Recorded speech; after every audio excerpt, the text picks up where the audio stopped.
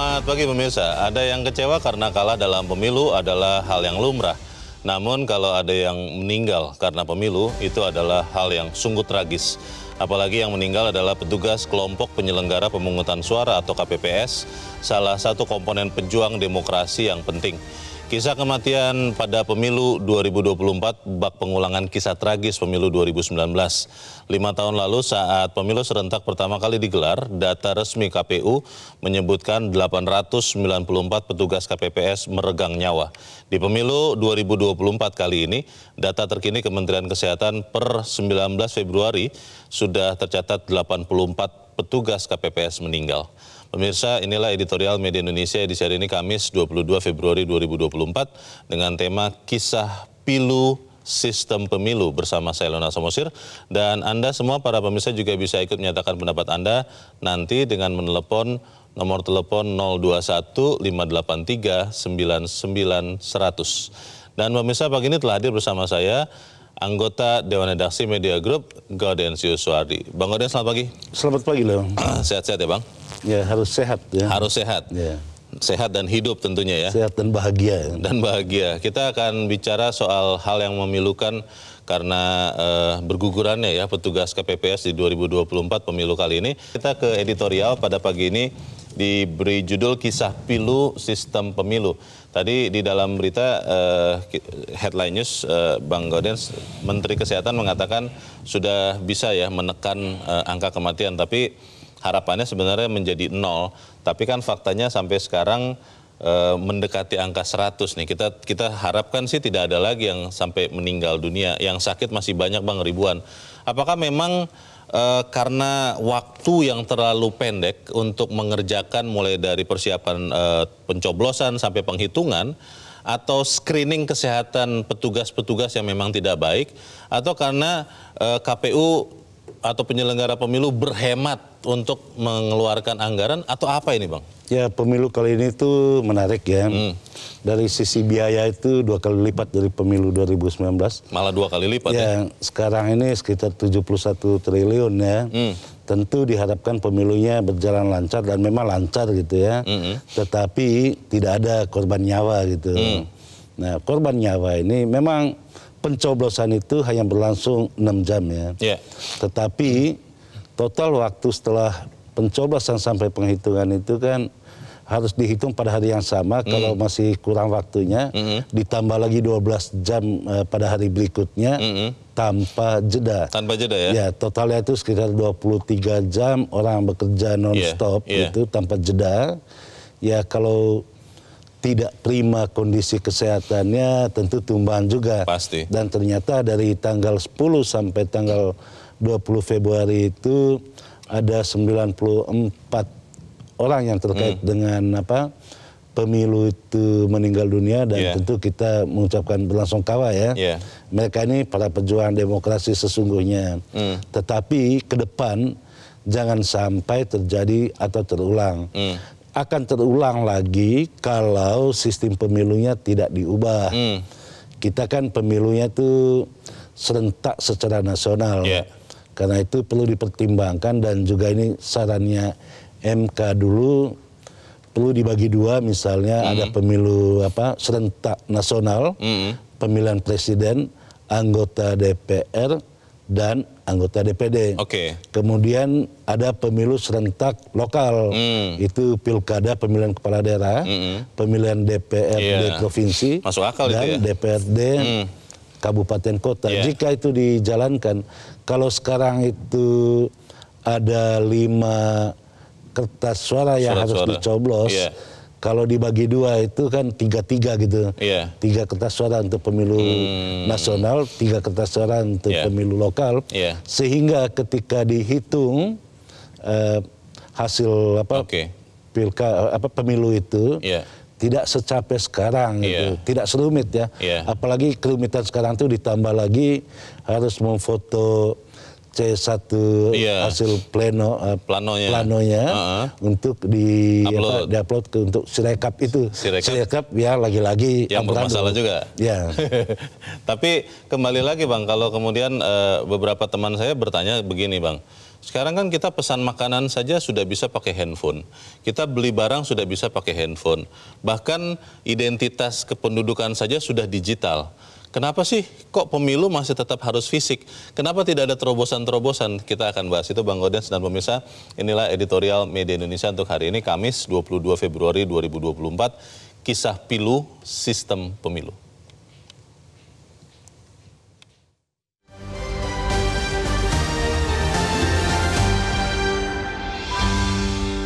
Kisah pilu sistem pemilu.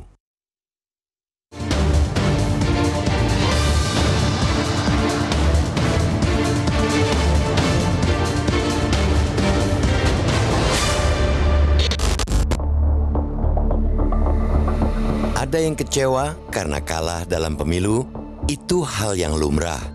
Tapi ada yang meninggal karena pemilu, itu sungguh tragis.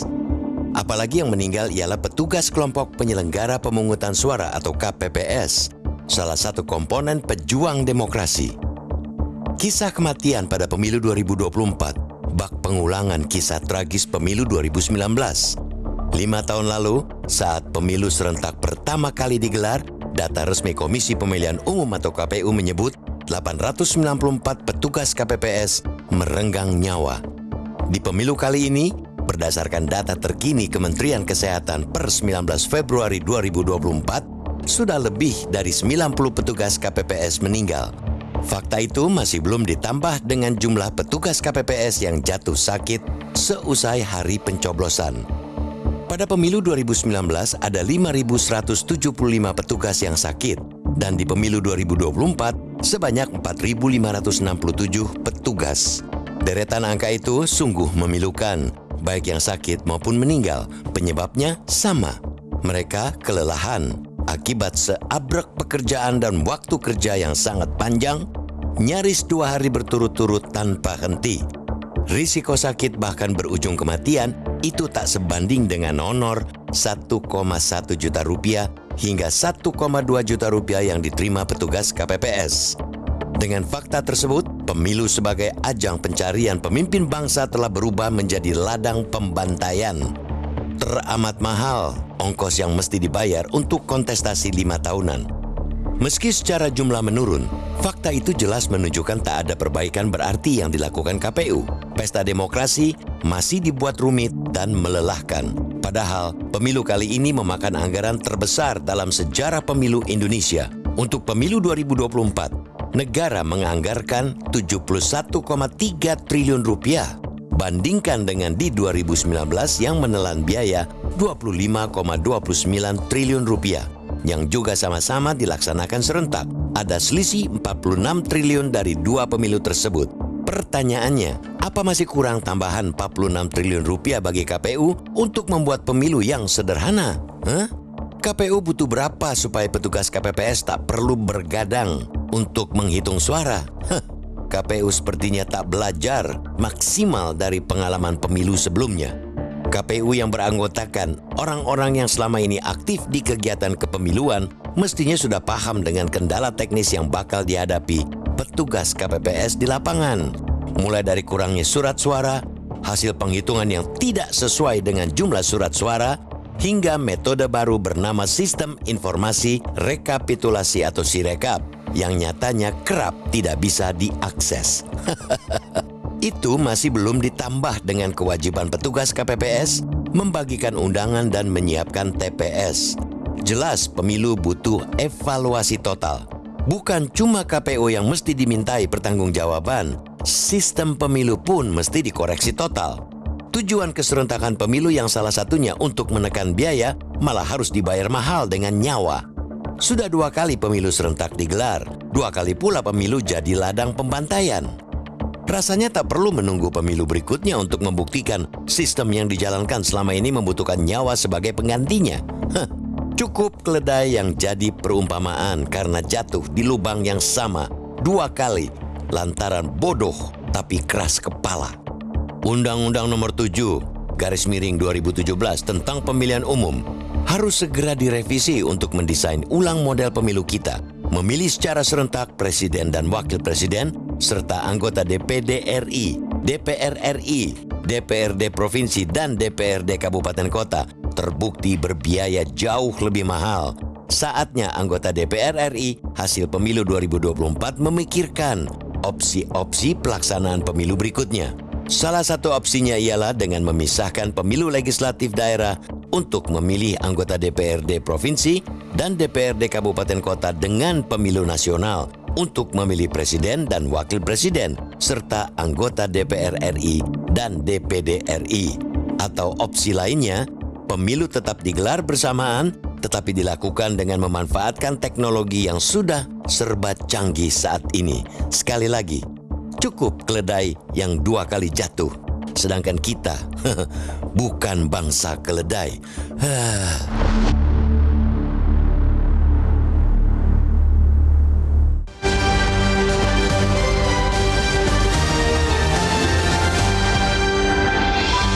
Anda bisa ikut menyatakan pendapat Anda di bagian berikut selepas jeda. Pemirsa, untuk saat ini tetaplah bersama kami.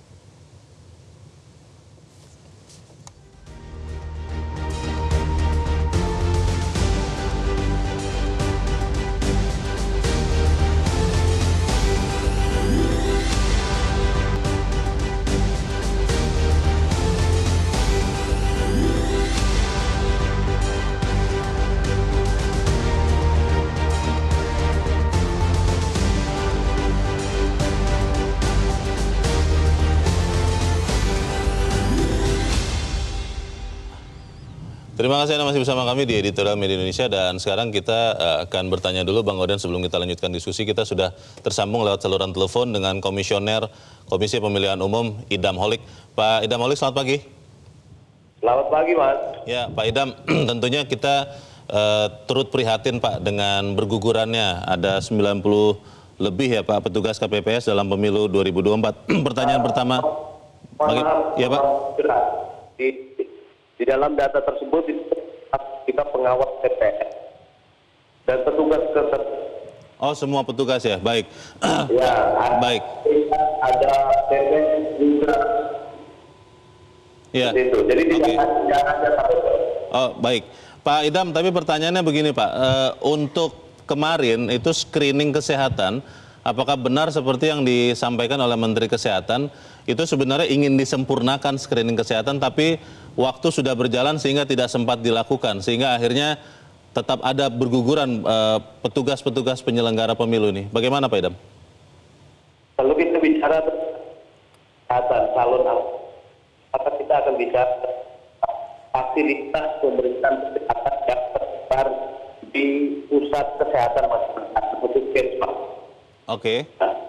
Karena tetapi bakal calon kota KPP juga terbatas, yang pilkada itu cuma yang pendaftarnya itu bisa sampai dengan 20 jumlahnya relatif KPPS yang ya, sehingga ini berkaitan kemampuan tempat atau tempat untuk melayani. Oke. Jika di 19 pelayan untuk calon KPPS sebelumnya. Pak, ini pertanyaan terakhir Pak Idam. Sebetulnya masalahnya adalah di kurangnya anggaran atau apa Pak? Ini kenapa kemudian sampai pemeriksaan kesehatan itu jadi tidak bisa menghindarkan jatuhnya korban nyawa Pak? Ya, sebenarnya berkait akan kerjain ini pertanyaannya komorbid nah, sehingga pemeriksaan kesehatan untuk kedepannya rekomendasikan general check up. Jadi pemeriksaan kesehatan dulu. Baik, jadi memang karena anggarannya tidak cukup untuk melakukan medical check up yang general, begitu ya Pak Idam ya? Termasuk juga kesehatan di daerah. Vaskesnya. Karena terkadang kesulitan untuk kabupaten kota karena cukup lama, antara 1 jam bahkan lebih. Oke. Baik, kami tentunya prihatin juga Pak dengan hal ini. Kita harap di pemilu berikut kondisinya bisa diperbaiki dan korban jiwa bisa dihindarkan sama sekali. Terima kasih Komisioner KPU Idham Holik sudah menjelaskan kepada kami. Selamat pagi Pak. Bang Gaudens, pertanyaannya, ini tadi sayang saluran komunikasi kurang bagus, saya mau bertanya tapi tidak sempat. Ketika anggaran pemilunya sudah 2 kali lipat lebih ya dibanding 2019. Yang kita ingin tahu kenapa kemudian tadi barusan Pak Idham Holik mengatakan itu pemeriksaan kesehatan dari para penyelenggara pemilu ini tidak sampai kepada general medical check up, Bang. Itu yang tadinya berharap bisa meminimalkan korban jiwa. Bagaimana, Bang? Ya, kalau kita berkaca pada pemilu 2019, hasil kajian Universitas Gadjah Mada itu banyaknya korban jiwa yang hampir 900 orang pada 2019 itu karena penyakit bawaan. Nah, hasil kajian itulah yang menjadi dasar pada pemilu kali ini untuk melakukan screening kesehatan. Memang ada problem pada screening kesehatan saat ini. Direkrut dulu sekitar, kalau KPPS itu sekitar 6 juta orang, direkrut dulu, diterima, dilantik sebagai petugas KPPS, kemudian baru diperiksa kesehatannya. Walaupun ada satu hal yang menarik, yang bagus untuk tahun ini, berkaca pada 2019 itu, kalau sekarang usia minimal itu untuk menjadi petugas itu kan 17 sampai 55 ya. Kalau pada pemilu 2019 tidak diatur usia batas atasnya. Tidak dibatasi usia maksimalnya, nggak? Tidak dibatasi? Ya, itu pada 2019. Jadi banyak yang tua-tua juga ya? Karena itu ditemukan banyak yang tua-tua. Nah, pada pemilu kali ini ada yang ditemukan yang tua, tapi bukan pada kelompok KPPS. Kalau kita bedah lagi, dari 94 orang yang meninggal pada tahun ini, ada 51 orang yang dari KPPS, dari Linmas itu 18 orang, saksi itu 8 orang, ada juga dari Panwas itu 6 orang, dan dari panitia pemungut suara itu 2 orang. Itu artinya para saksi juga tidak diperiksakan kesehatannya, karena bukan tanggung jawabnya penyelenggara pemilu, itu tanggung jawab dari peserta pemilu untuk saksinya. Nah, ini problem-problem yang mesti diselesaikan. Tetapi pokok persoalannya tetap akan terjadi lagi pada 2029 karena jam kerja itu terlalu panjang. Setiap orang itu bekerja minimal 23 jam, belum pada hari-hari sebelumnya di dalam mempersiapkan TPS itu. Itu artinya kelelahan, orang lelah, kemudian ada penyakit bawaan, ya pasti tumbang juga. Bang, memang kita kan akhirnya memfokuskan perhatian ke soal pemilu ini setiap 5 tahun sekali ya. Mungkin setelah pemilu orang tidak banyak yang berpikir mengenai perbaikan pemilunya. Nah, pertanyaannya begini, Bang. Kalau kemudian ada alternatif yang tadi sudah sempat Bang Gaudens katakan sebelum jeda. Memang untuk nasional dilokalisir, yang daerah juga ditempelkan. Pilkada kan nanti juga sudah terpisah untuk tahun ini ya. Ditempelkan kepada pilkada itu. Tapi pertanyaannya, Bang, itu kalaupun dilakukan dengan waktu kerja yang tanpa jeda ya, tanpa istirahat yang cukup, kan akhirnya juga susah, Bang, untuk menghindarkan korban sakit bahkan sampai meninggal dunia. Itu bagaimana, Bang? Ya, tentu dilakukan evaluasi secara menyeluruh ya. Yang pertama-tama itu kan harus ada prasyarat kesehatan bagi mereka yang ikut di dalam penyelenggaraan pemilu. Berarti tes kesehatannya bukan dilakukan setelah diterima, tapi sebelum diterima menjadi KPPS. Saya baru tahu ini, Bang, agak aneh juga tuh. Ya, kalau orang masuk kerja itu kan ada tes kesehatan dulu. Tes kesehatan dulu baru diterima. Betul. Yang terjadi sekarang itu diterima dulu baru tes kesehatannya. Ternyata banyak sekali yang mengidap penyakit bawaan. Ya paling banyak itu karena penyakit jantung sih, ada kolesterol, ada tekanan darah tinggi dan lain-lain. Itu yang pertama. Yang kedua, tidak bisa hanya KPU yang melakukan evaluasi terhadap penyelenggaraan pemilu. Tentu pokok soalnya ada pada Undang-Undang Nomor 7 tahun 2017 tentang pemilu ya. Undang-undang yang sama dipakai untuk pemilu 2019. Undang-undang itu juga yang dipakai untuk 2024. Ya, jika undang-undangnya tidak pernah direvisi, terutama yang terkait dengan sistem pemilunya, ya akan terjadi terus-menerus sepanjang kita menggunakan undang-undang yang sama dan sistem pemilunya sistem yang sama. Tentunya upaya sudah dilakukan begitu rupa tentunya ya Bang. Kita berbaik sangka kepada KPU, kepada pemerintah yang menyelenggarakan pemilu. Tapi kan masih tetap jatuh korban sakit dan korban jiwa. Kalau ini sudah terjadi, lalu kita baru ingat untuk memperbaikinya kemudian, saya sih kurang yakin ya Bang bahwa akhirnya akan ada perbaikan yang akan bisa seperti kata Menteri Kesehatan membuat 0 korban jiwa Bang di pemilu berikut. Ya, kalau KPU sebagai penyelenggara pemilu hanya bisa mengatur soal KPPS-nya. Itu berarti harus sehat dulu baru boleh menjadi KPPS. Tetapi yang terkait dengan sistem pemilu tidak bisa dilakukan oleh KPU saja. Harus dilakukan oleh pembentuk undang-undang. Dalam hal ini KPU dan pemerintah. Pemerintah dan DPR? Pemerintah dan DPR. Nah, diksi di dalam editorial bagus banget. Ya kita bukan bangsa keledai gitu. Artinya harus ada kesadaran bersama untuk memperbaiki secara menyeluruh. Walaupun putusan Mahkamah Konstitusi itu seluruh pemilu itu disatukan. Tetapi di dalam opsi di dalam putusan Mahkamah Konstitusi terbuka peluang untuk pemilu nasional dan pemilu lokal. Ya, ada juga usulan yang tadi saya katakan Bang, banyak teman yang mengatakan mesan makanan saja, mesan angkutan saja, mengirim barang saja, membeli barang besar saja sudah bisa online. Masa pemilu tidak bisa online katanya begitu. Tapi kita harus jeda dahulu Bang Kurnia, sambil tetaplah bersama kami. Editorial Media Indonesia segera kembali.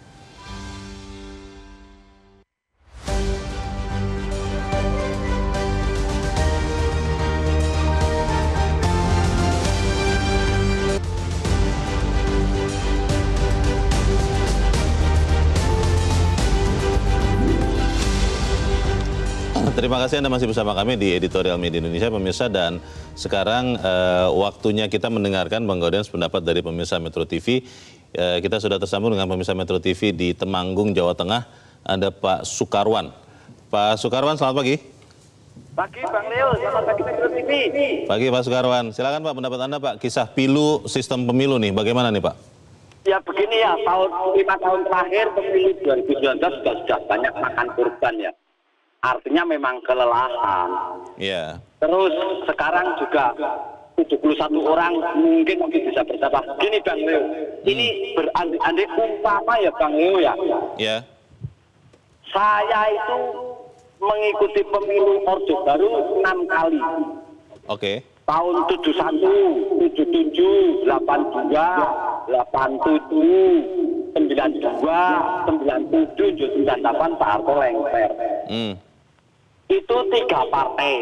Pemilu dimulai pukul 7 pagi sampai jam 13. Penghitungan suara zaman itu masih manual, belum ada sarana online. Semua seluruh Indonesia sebelum azan maghrib selesai. Ya sekarang kalau pemilu kok sampai lebur-lebur ngumpuli, kalau kerjaan sedang akhir bulan. Nah ini harus dipikirkan. Pertanyaan saya, ya walaupun modern, katanya reformasi modern, tapi malah negara berusaha selesai. Umpama tidak mengurangi kemajuan kita, sistem ini dikembalikan, partai difusikan, dibuat 3 seperti zaman Pak Harto, terus pemilu nyoblos gambar tuh, saya kira yakin akan lebih aman, tidak ada manipolitik, tidak ada korban jiwa, semua aman, yakin, tanpa mengurangi semangat demokrasinya.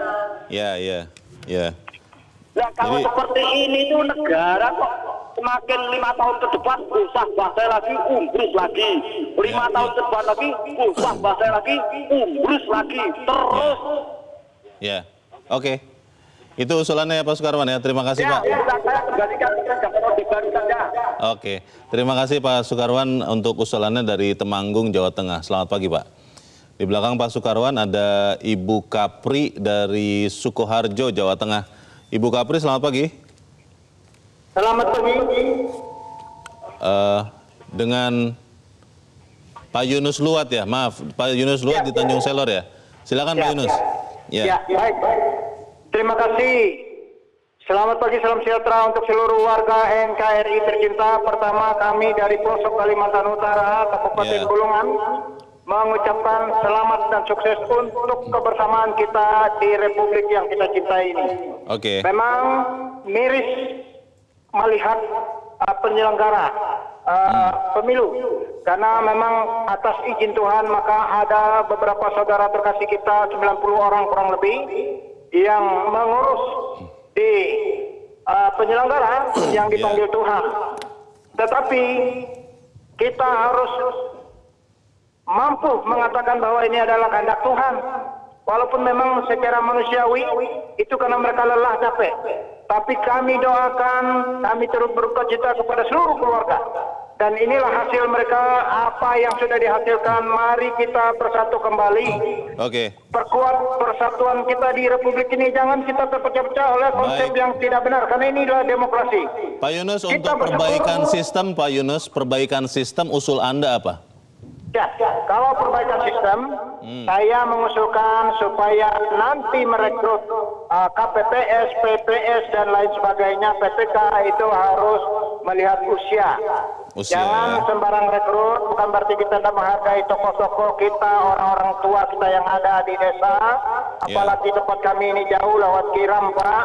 Kami tidak pernah minta dilahirkan di tempat yang susah, tapi karena ini adalah kita bersatu, maka ke depan pakai yang muda, yang usianya tanggap sigap. Terima kasih.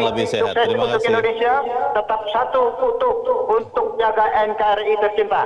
Yunus Luat dari Tanjung Selor, Kabupaten Bulungan, Provinsi Kalimantan Utara. Terima kasih. Selamat sukses untuk kita semua. Amin. Terima kasih Pak Yunus Luat di Tanjung Selor, Kalimantan Utara. Selamat pagi Pak. Apakah artinya Bang Gaudens, kalau tadi saya menerjemahkan apa yang disampaikan Pak Yunus, pilihlah yang lebih muda ya begitu ya, yang lebih sehat. Kalau kemudian sistemnya tidak diperbaiki, bahwa diterima dulu baru tes kesehatan. Tadi Pak Idam Holik, Komisioner KPU mengatakan tidak cukup, mungkin tidak berani untuk mengatakan tidak cukup dana begitu ya, untuk memberikan medical check up yang lengkap begitu, supaya tahu kalau ada penyakit bawaan ya itu ya tidak diloloskan. Itu kalau itu tetap terjadi, tidak ada perubahan seleksi kesehatannya, kira-kira bisa berubah tidak? Ya tentu, saya selalu pada dua hal ya. Yang pertama itu pada penyelenggara ad hoc pemilu. KPPS itu kan ad hoc ya. Nah, proses seleksinya memang harus disempurnakan. Tadi saya katakan, janganlah screening setelah orang diterima menjadi penyelenggara pemilu ad hoc. Tetapi screeningnya itu sebelum direkrut. Tentu harus melampirkan tes kesehatan, itu paling bagus gitu ya. Ya masa di swasta aja bisa, di negara nggak bisa terkait dengan tes kesehatan. Yang kedua yang tidak kalah penting itu mengubah sistem pemilu. Sepanjang sistem pemilu sekarang seperti sekarang dengan 5 kertas suara dihitung sekaligus, setelah jam 1 sampai 23 jam kemudian, ya pasti lelah lah. Pasti. Karena itu sistem pemilu itu harus direvisi. Nah, pertanyaan berikutnya, apakah masih menggunakan manual seperti sekarang, kertas suara, atau kita menggunakan e-voting sebagaimana di negara-negara lain? Nah itu. Tentu ini pilihan yang rasional juga dan bagus dilakukan. Pernah dicoba pada tingkat pemilihan kepala desa dengan e-voting. Itu pernah ya. Di Pilkades ya? Di Pilkades ya. Itu pernah dilakukan dan sukses dijalankan. Tetapi pengalaman negara lain seperti Jerman maupun India, setelah e-voting karena bermasalah mereka kembali kepada sistem manual. Votingnya manual? Ya. Kembali lagi? Kembali kepada manual. Kenapa tuh? Ya ternyata ada problem pada teknologi e-voting. Kalau Sirekap saja bisa bermasalah, apalagi kalau e-voting.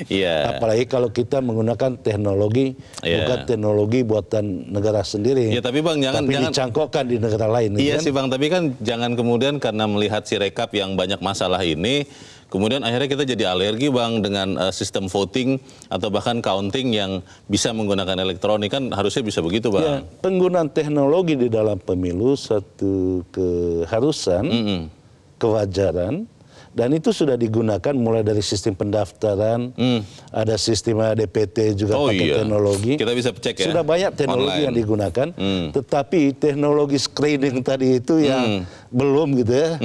Masa screening orang itu setelah dipilih menjadi KPPS baru di screening kesehatannya, kan ini ya gila nih. Atau mungkin begini Bang, saya tidak tahu ya, saya hanya berpikir pakai logika saja. Dengan melihat honor KPPS Bang yang antara 1,1 sampai 1,2 juta rupiah. Sampai 2 ya.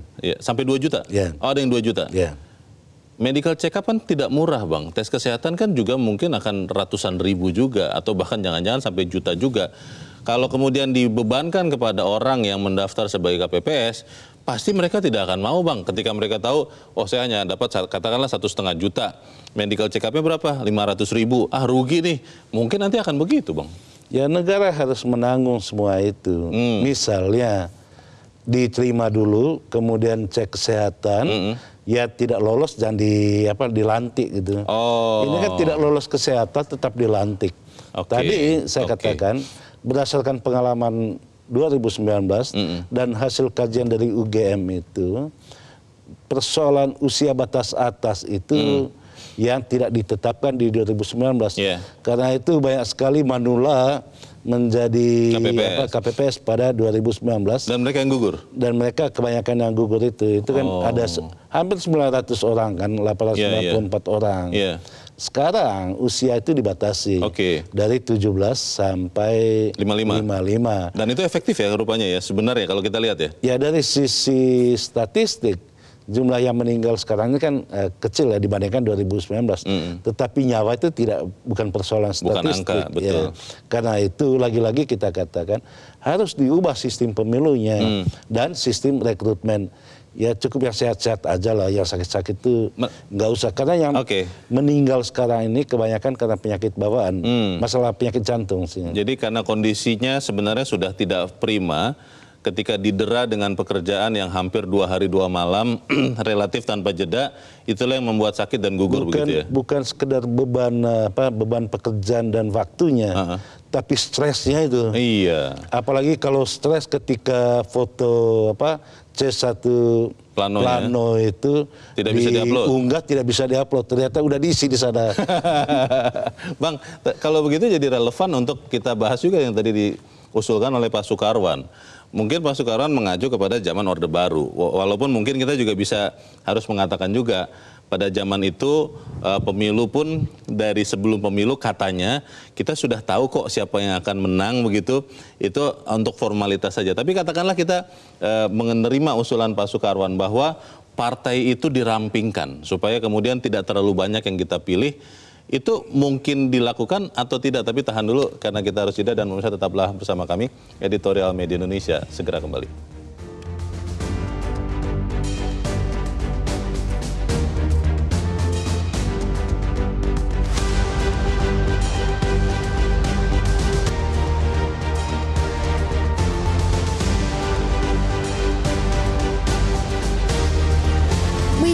Indonesia mengajak Anda untuk mengakses fitur premium e-paper.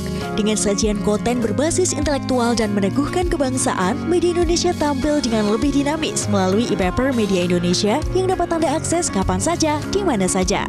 Caranya mudah, download aplikasi Media Indonesia di Android atau ketik link e-paper.mediaindonesia.com atau bisa scan QR Code pada layar kaca Anda.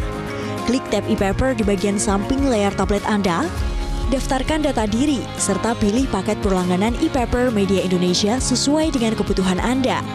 Nikmati juga bonus spesial tambahan 4 halaman rubrik fokus setiap hari. Semua bisa Anda dapatkan hanya di e-paper Media Indonesia. Untuk informasi lebih lanjut, hubungi customer service di nomor 0811 1201 2018 atau kunjungi media sosial @mediaindonesia. Media Indonesia, referensi bangsa. Terima kasih Anda masih bersama kami. Kita di bagian akhir dari diskusi kita pagi ini. Bang Gaudens, terkait dengan usulan Pak Soekarwan tadi ya, tentang perampingan jumlah partai.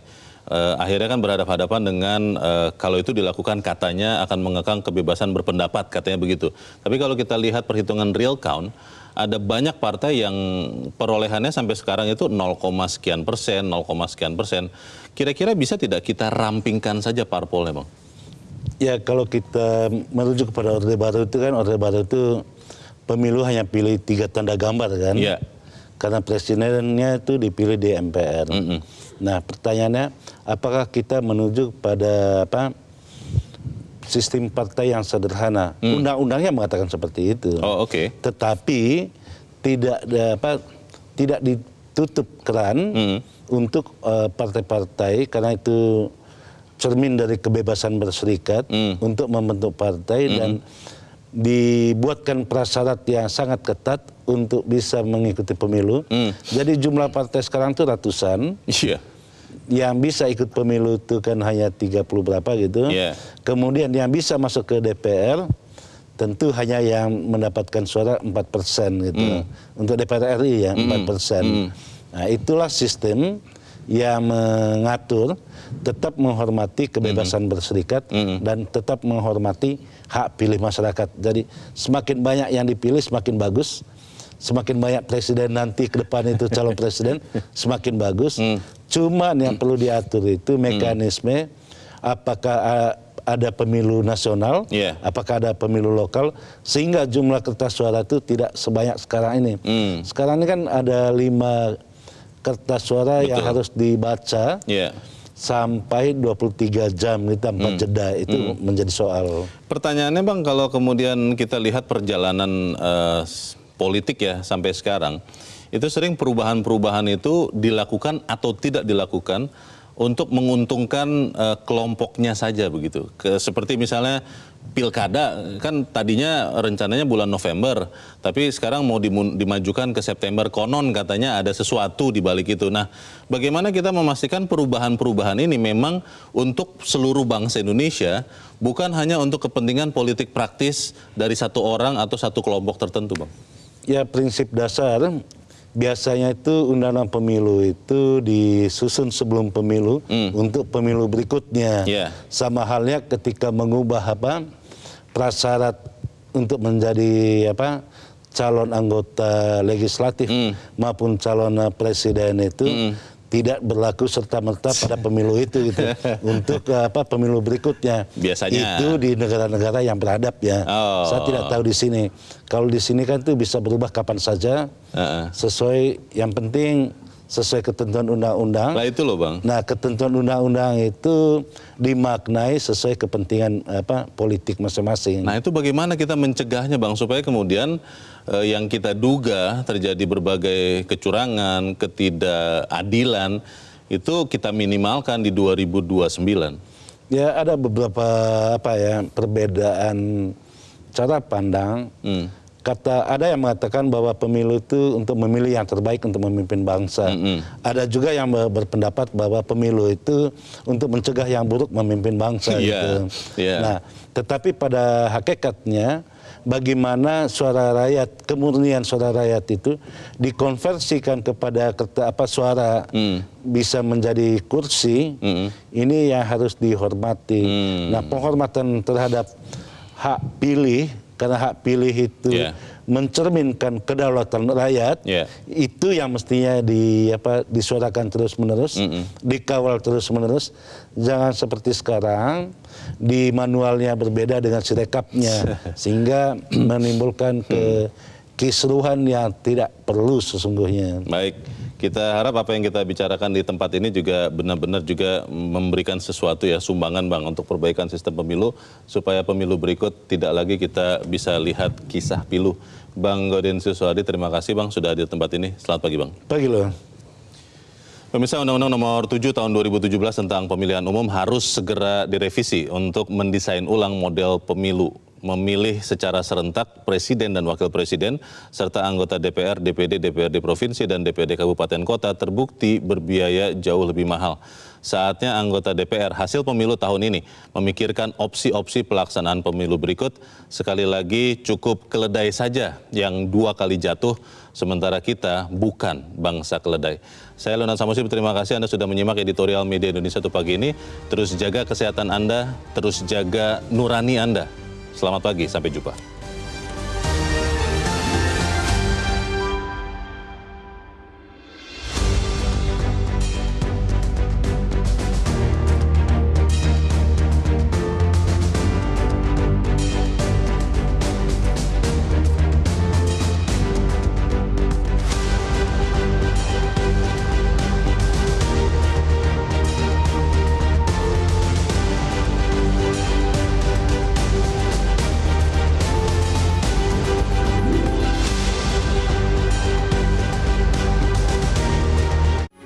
Metro TV.